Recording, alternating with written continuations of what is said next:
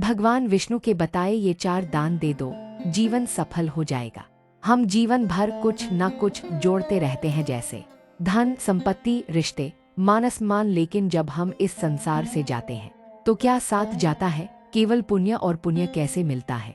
भगवान विष्णु ने स्वयं कहा है, दान से। लेकिन कौन सा दान श्रेष्ठ है? किस दान से मिलता है मोक्ष? अन्न का दान केवल पेट नहीं भरता, वह प्राणों को आधार देता है।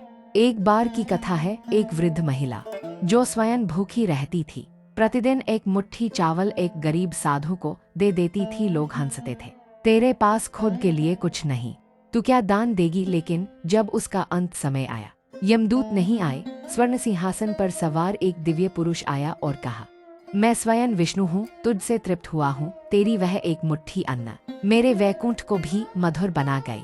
कहते हैं, अन्नदान देने वाले के घर लक्ष्मी कभी रुष्ट नहीं होती। दूसरा दान, जलदान। पद्म पुराण के अनुसार भगवान विष्णु ने कहा है, जो प्यासे को जल देता है वह मेरे हृदय को शीतलता देता है। विशेष रूप से ज्येष्ठ मास में जलदान का महत्व कई गुना बढ़ जाता है। इस मास में तपते सूरज के नीचे एक लोटा ठंडा जल भी किसी अमृत से कम नहीं।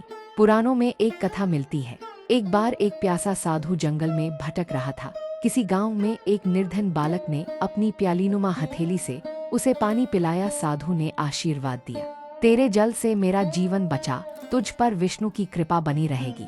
वो बालक आगे चलकर महान ज्ञानी और धनवान बना। जलदान केवल शरीर को नहीं, भाग्य को भी सिंचता है। तीसरा दान, विद्यादान।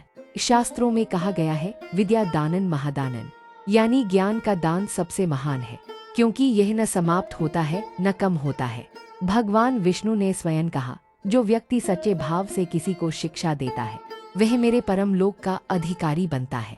एक कथा आती है, एक ऋषि थे जो गुरुकुल चलाते थे। एक निर्धन बालक हर दिन बाहर खड़ा रहता, लेकिन अंदर आने का साहस नहीं करता। ऋषि ने बुलाकर उसे शिक्षा दी। वो बालक आगे चलकर महान वैज्ञानिक और ज्योतिर्विद बना। एक दिन जब राजा ने उससे पूछा, तेरा गुरु कौन है? उसने कहा, जिन्होंने बिना कुछ मांगे मुझे ज्ञान दिया। विद्यादान केवल विद्या नहीं देता, एक व्यक्ति का भविष्य बनाता है, और जो किसी का भविष्य बनाता है उसका भविष्य स्वयं ईश्वर तय करते हैं। चौथा दान, क्षमादान। अब बात उस दान की जो दिखता नहीं लेकिन सबसे ऊंचा है, क्षमादान।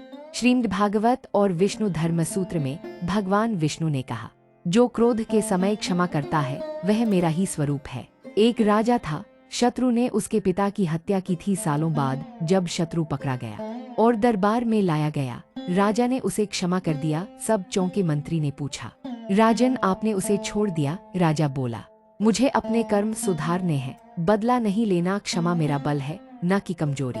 रात में राजा को स्वप्न आया, विष्णु स्वयं दर्शन देकर बोले, तू मेरा भक्त है क्योंकि तूने मेरा गुण अपनाया, क्षमा। यही है क्षमादान, जो न आंखों से दिखता है न शब्दों में कह पाते हैं, लेकिन ईश्वर तक पहुंचा देता है।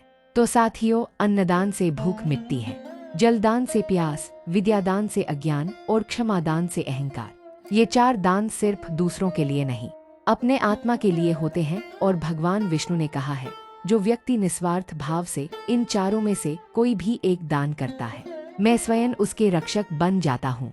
तो आइए जीवन में कुछ ऐसा जोड़े जो इस लोक के साथ परलोक में भी साथ चले। 4 श्रेष्ठ दान। ऐसी ही वीडियो के लिए मेरे चैनल को सब्सक्राइब करें अथवा वीडियो को लाइक जरूर करें।